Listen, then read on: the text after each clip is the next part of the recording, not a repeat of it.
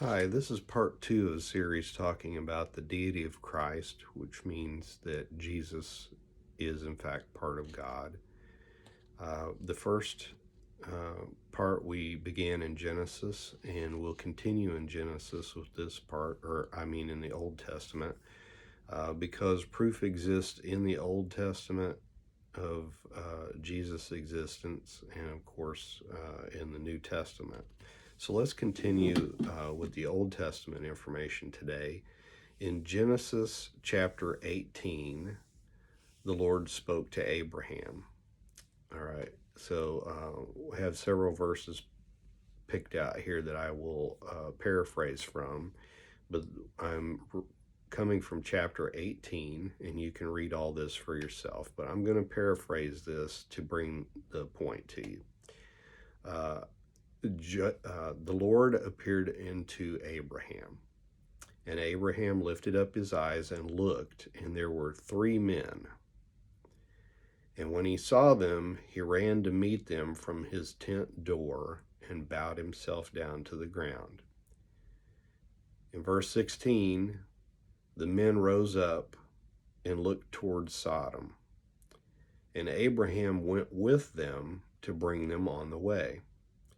And the Lord said, Shall I hide from Abraham that thing which I am planning to do? So one of the three men was the Lord, okay? Because the Lord said, Shall I hide from him the thing I'm planning to do? And then in verse 22, it says, The men turned their faces from there and went toward Sodom. But Abraham still stood before the Lord. So we can understand that of the three men, two of them turned away and started going toward Sodom. But Abraham was still there talking to the Lord. Now, in part one, we proved that no one can see the face of God the Father and live, is what he told Moses. So when we have appearances of the Lord to people in the Old Testament, we're talking about Jesus was the part of God, the person of God that they were speaking to. So it said Abraham stood before the Lord and continued speaking with him. Verse 33, the Lord went his way. And as soon as he had left communing with Abraham, Abraham returned to his place. So the Lord was speaking with Abraham, and he was one of the three men that appeared to Abraham. In Genesis 32, verses 24 and 29 through 30, we'll talk about Jacob experiencing this. So in verse 24, Jacob was left alone, and he wrestled with a man until the breaking of daylight. In verse 29, Jacob asked him, What is your name? And he didn't answer Jacob. In verse 30, Jacob named the place because he said, I have seen God face to face, and my life is preserved. I have seen God face to face, and my life is preserved. So what man was this that Jacob was wrestling with, whom he called God, whom he saw face to face, and his life was preserved? This was Jesus at that time, part of God, that he could see face to face. In Exodus 13, verses 21, Exodus 13:21, the Lord went before them by day in a pillar of cloud to lead them on the way, and by night in a pillar of fire to give them light. So the children of Israel were led by a pillar of fire at night and a cloud during the day. Okay. Exodus 14, Verse 19 says, "And the angel of God, which went before the camp of Israel, removed and went behind them. And the pillar of cloud went from before their face and stood behind them." So the pillar of cloud in this case is referred to as the angel of God. Okay. In part one, we talked about the angel of God is often referring to Jesus, the part of God that is not God the Father.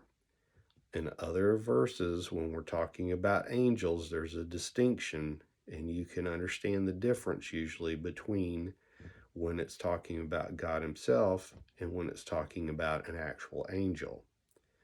The pillar that went before Israel is described as the Lord and also the angel of God. So this is not just an angel. In Judges 2, verse 1, Judges 2, "An angel of the Lord came up from Gilgal to Bochum and said, I made you to go up out of Egypt and have brought you to the land which I swore to your fathers. And I said, I will never break my commandment with you." The angel of the Lord speaks in first tense, I made you to go up out of Egypt. I swore to your fathers. Who swore to his fathers? God did. So this angel of the Lord is in fact God. And again, these face-to-face communications with these people in the Old Testament are Jesus, not God the Father, when it's a face-to-face discussion, okay? In the book of Judges, chapter 13, the Lord speaks with the parents of Samson. Judges 13, verses 18 and 22. Judges 13, 18 and 22. "And the angel of the Lord said unto him, Why do you ask my name, seeing it is secret?" You remember Jacob wrestled with the man and asked him his name, and he didn't tell him.